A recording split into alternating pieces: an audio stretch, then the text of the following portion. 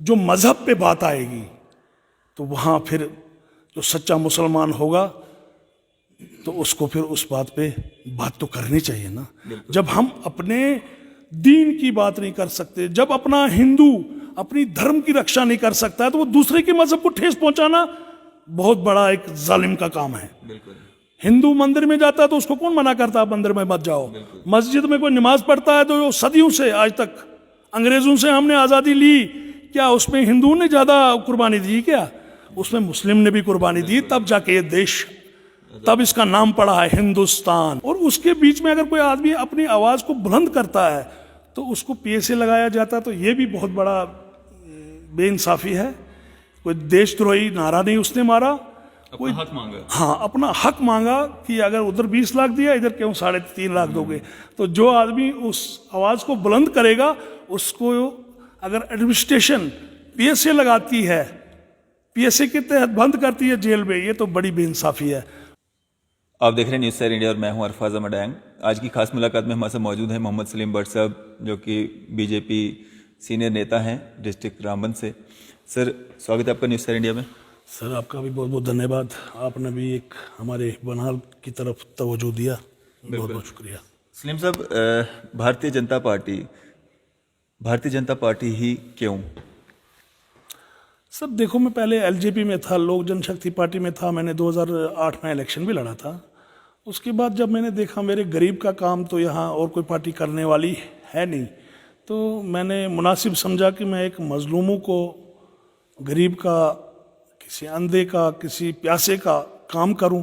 तो मुझे सबसे अच्छा रास्ता भारतीय जनता पार्टी लगी, ताकि मैं अपने इलाके का विकास करूं, अपने स्कूलों की बात कर सकता हूं, मैं अपने हेल्थ के बारे में बात कर सकता हूं। तो मुझे बहुत अच्छी पार्टी लगी। तो मैं भी किसी झंडे के नीचे अपने इलाके की तामीरी तरक्की का काम करना चाहता हूं, तो मैं भारतीय जनता पार्टी में आ गया था। सलीम साहब, बानिहाल कॉन्स्टिट्यूंसी पड़ती है आपकी, और बानिहाल में ज़्यादातर जो है मुस्लिम कम्युनिटी के लोग हैं, तो कितना पसंद करते हैं भारतीय जनता पार्टी को यहाँ पे लोग? भाईजान देखो, ये तो आपकी बात बहुत दुरुस्त है। भारतीय जनता पार्टी के लिए कुछ लोग तो बुरा कहते हैं, जो वो राजनीतियाँ करते थे कि गरीब को यहाँ कुछ बोलना, दिल्ली में जाके कुछ बोलना और जम्मू जाके कुछ बोलना। तो भारतीय जनता पार्टी जो कहती है वो करती है। तो मुझे ये स्ट्रेट फॉरवर्ड जहाँ पे बात होती है तो मुझे वो अच्छा लगता है।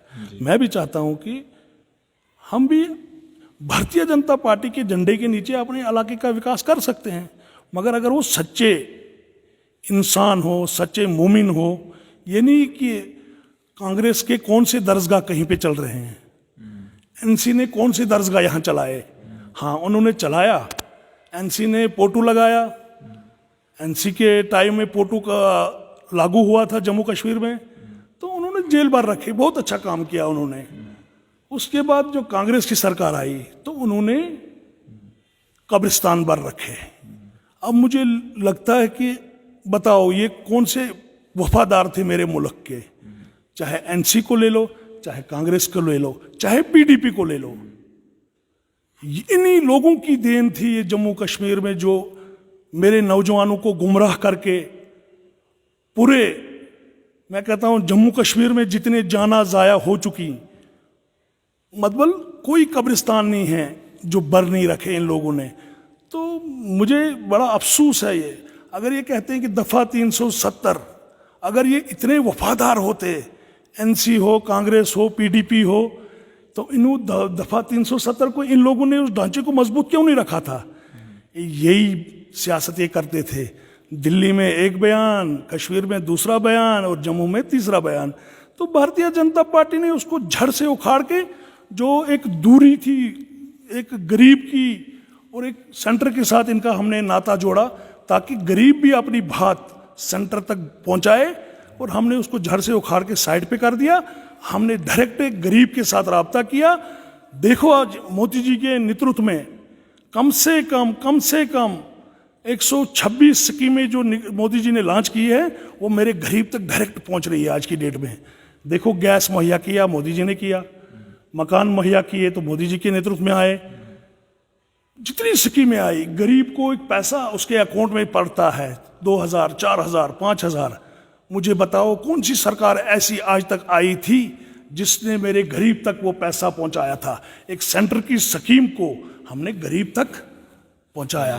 तो ये काम मोदी जी के नेतृत्व में हो रहे हैं। देखो रोडों के जाल बिछे हैं मोदी जी के नेतृत्व में। जितने भी इलाके में तरक्की और तामीरी काम हो रहा है वो मोदी जी के नेतृत्व में हो रहा है। ऐसी सरकार हमें लगता है कि गरीब के लिए बहुत ही अच्छी सरकार है। सलीम साहब, जैसे आपने पिछली सरकारों का जो जिक्र किया और जो मौतों की बात की, आप ये जो पोटों की बात की आपने, भारतीय जनता पार्टी की जब से सरकार है बड़ी सारी अरेस्ट हुई, यहाँ तक कि पुराने जो फॉर्मर चीफ मिनिस्टर्स थे वो भी अंदर रहे, हाउस अरेस्ट रहे।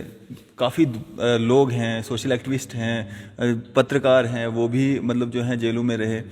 तो महंगाई जो है वो आसमान छू रही है। महंगाई पे काबू पाने में कहीं ना कहीं भारतीय जनता पार्टी जो विफल हो रही है। स्कीम्स की अगर आपने बात की तो स्कीम्स जो हैं सेंट्रल स्पॉन्सर्ड स्कीम्स जो हैं वो पहले भी चला करती थी, आज भी चल रही हैं, कोई नया उसमें बदलाव नहीं आया। सड़कें अगर जाल बिछा है वो वक्त की मांग है, वो बननी चाहिए। तो नया क्या हुआ इसमें? देखो क्या हुआ जी, पहले जो टेंडर होते थे 10 दिन का काम उसको सालों में वो करते थे। आज का जो मैं बताऊं विकास, जो काम सालों में होता था वो आज 10 दिन में होता है। सुपरविजन सही आई सेंटर की, तो जो भी प्रोजेक्ट आज की डेट में आता है उसको पूरे एंड तक लेके जाते हैं, उसको कहते हैं सही सुपरविजन। उन सरकारों में और इस सरकार में इतना अंतर आप देख सकते हो। उन सरकारों ने जो प्रोजेक्ट करते थे तो एक प्रोजेक्ट 5 साल में भी नहीं पूरा होता था।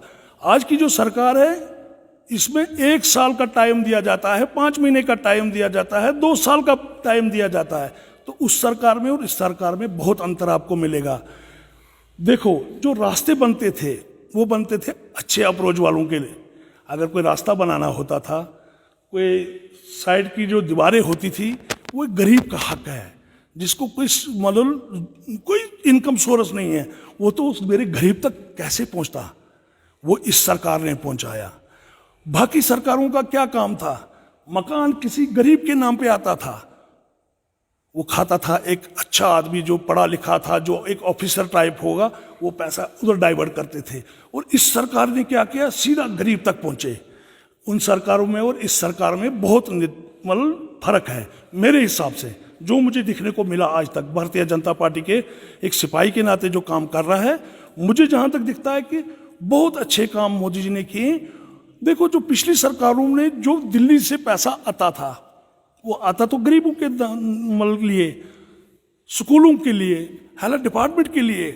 वो पैसा इन्हीं कुछ जो सियासतदान पहले सेंटर के साथ राब्ता रखते थे, वो पैसा अपने हेड में आता था। और वो पैसा मतलब अगर 100 रुपये आता था तो 100 में 25 ही पैसा ग्राउंड में आता था, बाकी 75 पैसे उनके अपनी तिजोरी में जाता था। तो उस सरकार में और इस सरकार में बहुत एक अलग हुआ है। मोदी जी जो कहते हैं वो करते हैं, अमित शाह जी जो हैं वो कहते हैं वो करते हैं। उन्होंने हमारे जम्मू कश्मीर को बहुत बड़े तोहफे दिए। जैसे आपने अभी देखा होगा जो बड़े ये अपने हॉस्पिटल दिए, कुठवा में दिया, एम्स श्रीनगर में दिया। क्या ये छोटे काम है?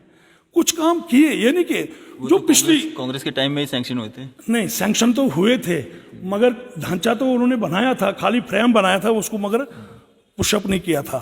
कहना और करने में बहुत अंतर है।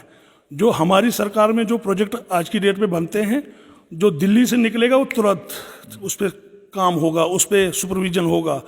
पहले सरकारों में और आज की सरकार में बहुत सारा अलग अलग आपको मिलेगा। सलीम साहब, मैं जब भी यहाँ से मतलब रामबन और बानिहाल के बीच में जो ये सारा डिस्टेंस पड़ता है, नेशनल हाईवे जो 4 लेन हो रहा है, काम बड़ा जोरों पे लगा हुआ है। इसके बीच में काफ़ी सारी जगहों पे हम देखते हैं कि जो सर्वे पहले हुआ था उसको कैंसिल करके अब टनल्स बनाए जा रहे हैं। वहाँ पर जो अरबों खरबों रुपया लोगों का, टैक्स पेयर्स का पैसा जो लगाया गया है वो ज़ाया हो गया, उसका जिम्मेवार कौन है? क्या इसकी जिम्मेवारी बीजेपी, भारतीय जनता पार्टी लेगी? मैं बताऊँगा भाईजान, जब नेशनल हाईवे अथॉरिटी का जो एक ये होता अलग एक डिपार्टमेंट होता है, उसका भी नेतृत्व में वो है अपने जो गडकरी जी हैं। मगर जो सर्वे इन लोगों ने पहले किया था, रामन बनिहाल स्ट्रेच जो है ये मौत के कुएं से जाना जाता है। रामन बनिहाल स्ट्रेच जो है भाईजान ये मौत के कुएं से जाना जाता है। यहाँ 3 एजेंसियां आई पहले, HCC आई, आशापुरा आई, फिर चौधरी पावर प्रोजेक्ट। मैं मुबारकबादी देना चाहता हूं कि आपके माध्यम से कि जितना कठिन काम जो था वो चौधरी पावर प्रोजेक्ट ने करके दिखाया नेशनल हाईवे को, मगर नेशनल हाईवे ने भी उसके साथ एक धोखाधड़ी की। धोखाधड़ी क्या की?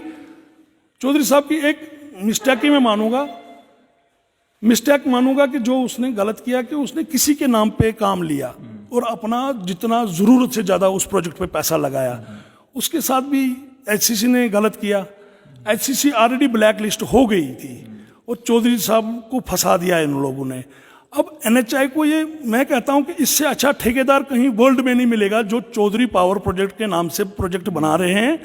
जो रामन बनिहाल स्ट्रेच है, तकरीबन मेरे हिसाब से इन्होंने 70 से 80% प्रोजेक्ट को खत्म कर दिया था चौधरी साहब ने। तो उसके साथ भी इन्होंने एक बहुत बड़ा विश्वासघात किया।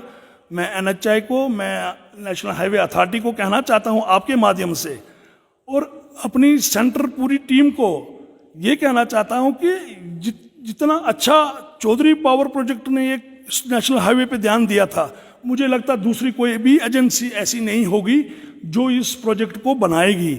तो वो उनकी कमकली है नेशनल हाईवे की। वो बहुत बड़ी एक चूक हो रही है कि जो चौधरी साहब को इन्होंने वहाँ से एचसीसी को टर्मिनेट कर दिया। तो चौधरी साहब तो उसके साथ ही थे अटैच, वो भी हो गए। मगर नेशनल हाईवे को ये बहुत बड़ी चुनौती है और बहुत बड़ी गलती भी है कि जो इन्होंने नेशनल ये जो चौधरी पावर प्रोजेक्ट था उसको बाहर निकाला। शायद मुझे नहीं लगता कि ये प्रोजेक्ट अभी भी 10 साल में भी पूरा होगा रामन बनिहाल, क्योंकि इस आदमी ने उसी तरह के आदमी रखे थे। इसने टनलिंग का 2-3 जगह पे जो मैन टनल थे वो कंप्लीट कर दिए थे। रोड का भी इसने सबग्रेड कर दिया था। तो इन्होंने बीच में जो इसको हटा के दूसरे को लाया। तो अब ये नेशनल हाईवे की कमजोरी मैं मानूंगा।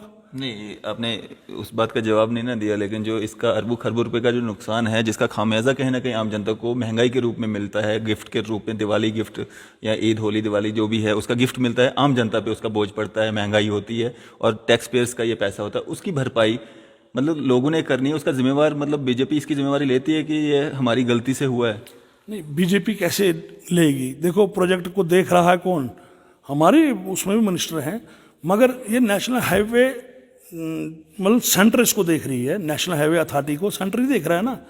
उनको चूक हो गई थी। उन्होंने पहले सोचा था कि हम रोड बनाएंगे।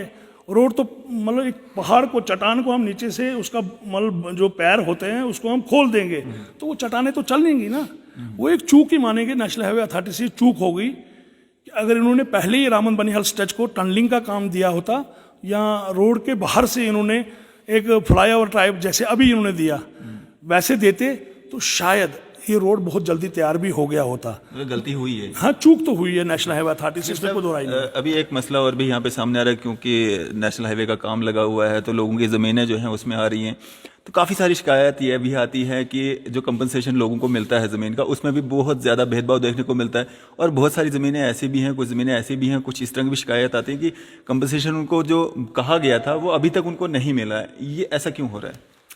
देखो सर, पहले जो इन्होंने अलाइनमेंट ली थी, अलाइनमेंट जहाँ से था वहाँ पे तो इन्होंने जैसे खोद दिया, खोदने के बाद जो ऊपर मकान थे या कुछ भी ज़मीन थी डैमेज हुआ वो तो भरपाई नेशनल हाईवे अथॉरिटी ने करना ही करना, उसमें कोई दो राय नहीं है। हाँ, उसमें हमारे बनिहाल सेक्शन में जो टाउन का एरिया है जो एमजी कंस्ट्रक्शन के नाम से लिया गया है, इनको भी 2 साल का टाइम दिया गया था।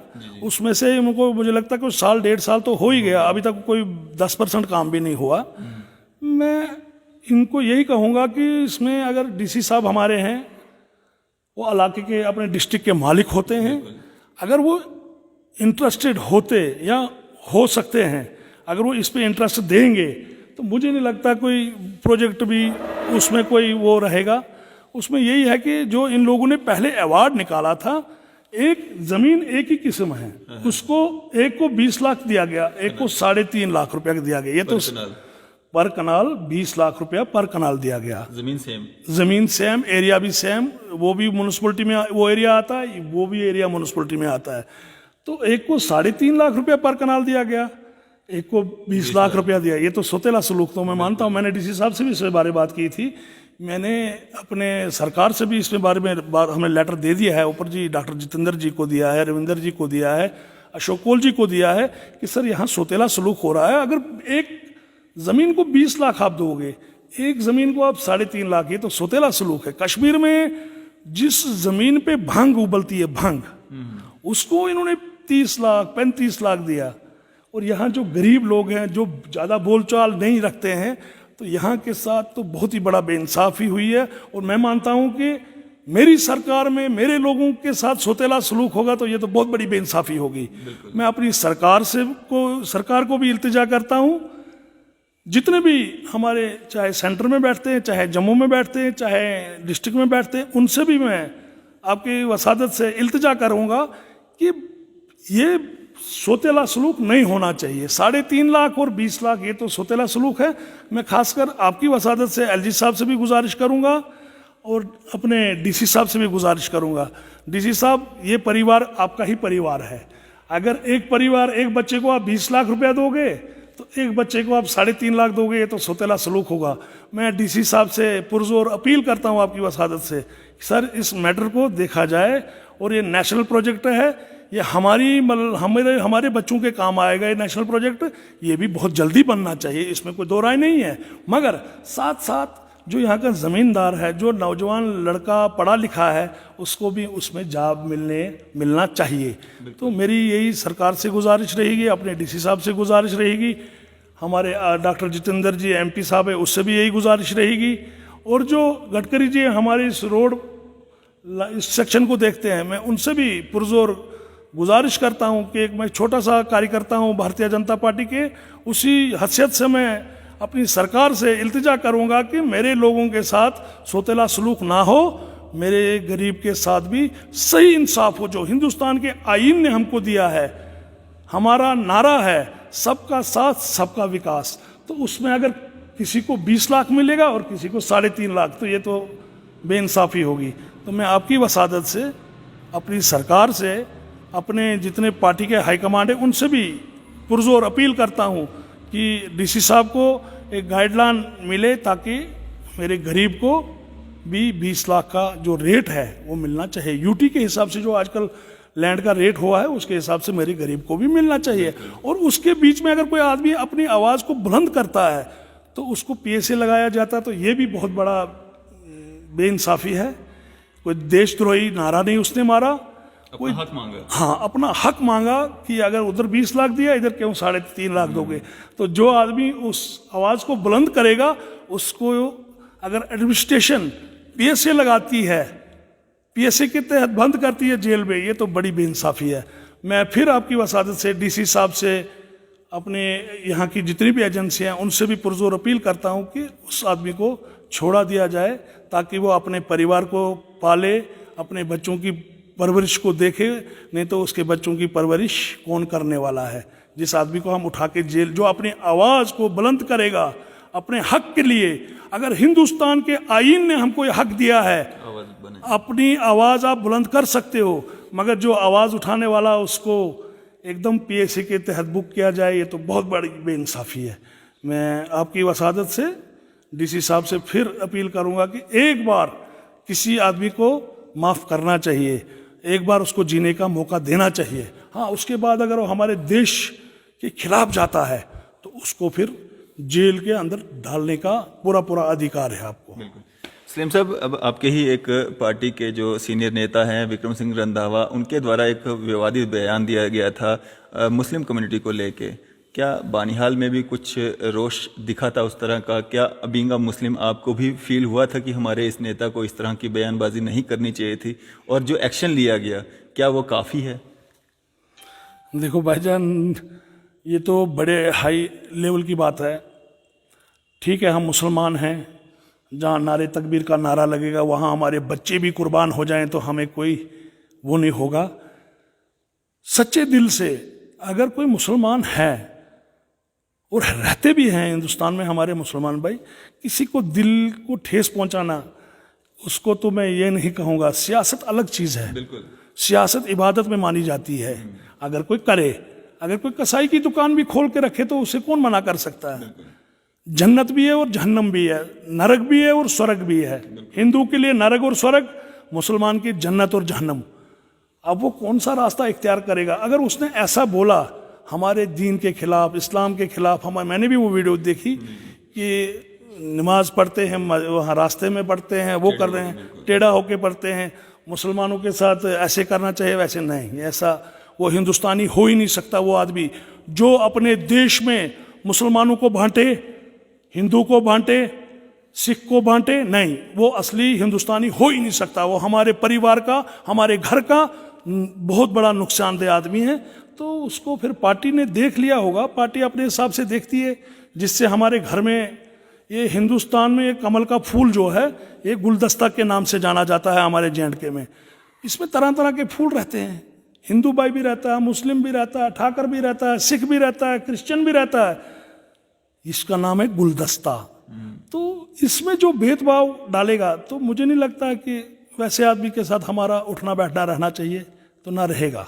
सलीम साहब, जिस तरह से आपने कार्रवाई की बात की, भारतीय जनता पार्टी की तरफ से जो उनको जो है जितनी भी पोजीशंस उनके पास थी वो सब वापस ले ली गई हैं। बेसिक मेंबरशिप भाजपा की उनके पास अभी भी बनी हुई है, क्या वो रहनी चाहिए उनके पास? देखो भाईजान, अगर उसको बाकी पदों से भी हटाया तो धीरे धीरे वो भी हट जाएगा। अगर ऐसा उसने किया, ये देखो, ये पार्टी हाईकमांड का फैसला है, इस पे पार्टी विचार करेगी, वो पार्टी का हाईकमांड का फैसला है। इसमें हम छोटे से एक अदना से आदमी हैं, हमारे से बहुत सीनियर लोग हैं, तो हम इसमें ज़्यादा टिप्पणी ना करें। तो इसके लिए आपके साथ में मादरत चाहता हूँ। इस पे पार्टी हाईकमांड का फैसला, वो खुद ही फैसला कर सकते हैं। सलीम साहब, क्या एक मैसेज आप देना चाहेंगे डिस्ट्रिक्ट रामबन की आवाम के लिए? मैं भाईजान आपकी वसादत से ये डिस्ट्रिक्ट की जितनी भी हमारे यहाँ पॉपुलेशन है, मैं सभी भाइयों को इल्तिजा करूँगा कि आपस में भेद नहीं रखना। आज जब हम छोटे छोटे थे, मैं आपको बात कहूँगा अपने बचपन की, जब हम छोटे थे तो हमें घर से भेजते थे स्कूल जाओ। जब उधर स्कूल में हम खड़े होते थे तो प्रेल पढ़ाया करते थे। वो एक प्रेल होता था ना, सारे जहाँ से अच्छा हिंदुस्तान हमारा, हम बुलबुले हैं इसके, गुलिस्तान हमारा। तो ये गुलिस्तान हम सबका है। तो हमने अपने देश के लिए, अपने इलाके के लिए, अपने डिस्ट्रिक्ट के लिए जागना पड़ेगा, अपने हक को पहचानना पड़ेगा, सही कहाँ है गलत कहाँ है वो देखना पड़ेगा। तो मेरी आपकी वसादत से पूरे हिंदुस्तान के नागरिकों को इनको पहले बड़े दिन की शुभकामनाएं भी देना चाहता था आपकी वसादत से। इनको बड़ा दिन भी था, तो उसके साथ साथ में हर हिंदुस्तानी नागरिक को, उसमें हिंदू भी आते हैं, मुस्लिम भी आते हैं, सिख भी आते हैं, आपस में भेदभाव ना रखें, आपस में एक होकर चलें, तो तब हमारे इलाके की तामीरी और तरक्की काम हो सकता है। अगर हम आपस में भेदभाव ना रखें, वही खून हिंदू में भी निकलेगा, वही मुस्लिम में भी निकलेगा, क्रिश्चियन में भी, फिर हम भेदभाव क्यों रखें। हाँ, एक बात ज़रूर है, जो मज़हब पे बात आएगी तो वहाँ फिर जो सच्चा मुसलमान होगा तो उसको फिर उस बात पे बात तो करनी चाहिए ना। जब हम अपने दीन की बात नहीं कर सकते, जब अपना हिंदू अपनी धर्म की रक्षा नहीं कर सकता है, तो वो दूसरे के मजहब को ठेस पहुंचाना बहुत बड़ा एक जालिम का काम है। हिंदू मंदिर में जाता है तो उसको कौन मना करता है मंदिर में मत जाओ। मस्जिद में कोई नमाज पढ़ता है तो सदियों से आज तक, अंग्रेजों से हमने आज़ादी ली, क्या उसमें हिंदू ने ज़्यादा कुर्बानी दी? क्या उसमें मुस्लिम ने भी कुर्बानी दी, तब जाके ये देश, तब इसका नाम पड़ा है हिंदुस्तान। सारे जहां से अच्छा हिंदुस्तान हमारा, हम बुलबुले के हैं इसके, ये गुलिस्तान हमारा। तो हिंदू अपने धर्म को पाले, मुस्लिम अपने धर्म को पाले, कोई किसी के साथ वो भेदभाव ना रखें, जिससे हमारे देश में, हमारे डिस्ट्रिक्ट में, हमारे हिंदुस्तान में जिससे भेदभाव पड़ेगा तो वो नहीं। बस मेरी सभी भाइयों से, सभी हिंदुस्तान के नागरिकों से इल्तिजा है। और मैंने कई वीडियो ये भी देखी कि बाहर मस्जिदों में भी कई कई जगहों पे, और उन लोगों को भी मैं आपकी वसादत से चेतावनी देना चाहता हूं कि सोए हुए शेरों को मत अब जगाओ, अगर वो जाग गए तो शायद वो कुछ भी हो सकता है। देखो, अगर हम बार बार किसी को मारेंगे, हमारे मस्जिद पे पत्थर कोई मारेगा, हमारे दीनी अदारा जहाँ पे है उस पे पत्थर मारेगा, तो ये कोई मुसलमान बर्दाश्त करने वाला नहीं है। ठीक है, मंदिर में आप जाते हो तो आपको घंटी बजाते हो तो कौन आपको मना करेगा? हाँ, वो उसको काफिर कहलाया जाएगा जो आपको उस घंटी से मना करेगा। अगर मस्जिद में कोई नमाज पढ़ेगा तो उसको जो मना करेगा उसको बड़ा काफिर कहलाया जाएगा। भेदभाव ना रखें, हिंदू बड़ा भाईचारा एक रखें, जैसे हम सदियों से आए हैं। देखो, यहाँ किसी हिंदू बरादरी की शादी होती है तो हम अपना परिवार मान के उनकी शादी में जाते हैं। हमारे यहाँ ठाकर बरादरी में कहीं पे शादी होती है तो उनको आपस में हमारा भेदभाव ये है ना, मतलब भाईचारा है, भाईचारा है, वो हमें बुलाते हैं, हम उनके घर में जाते हैं, वो हमारे घर में आते हैं, मगर कोई किसी के मजहब को ठेस नहीं पहुंचाता। तो मेरी आपकी वसादत से यही रहेगा कि कोई भी आपस में बैर नहीं रखना है, हम हिंदुस्तानी, यही है ना वो गाना भी, हमें हिंदुस्तानी, तो आपस में कोई बैर नहीं रखना। तो ये मेरा आपके पैगाम है भाई। चलिए, शुक्रिया हमारे साथ बातचीत करने के लिए। थे हमारे साथ मोहम्मद सलीम भट्ट साहब, जो कि डिस्ट्रिक्ट रामबन से जनरल सेक्रेटरी हैं भारतीय जनता पार्टी के, और अपने व्यूज़ हमारे साथ साझा कर रहे थे। मैं अरफाज अहमद डैंग, कैमरामैन शाहनवाज के साथ।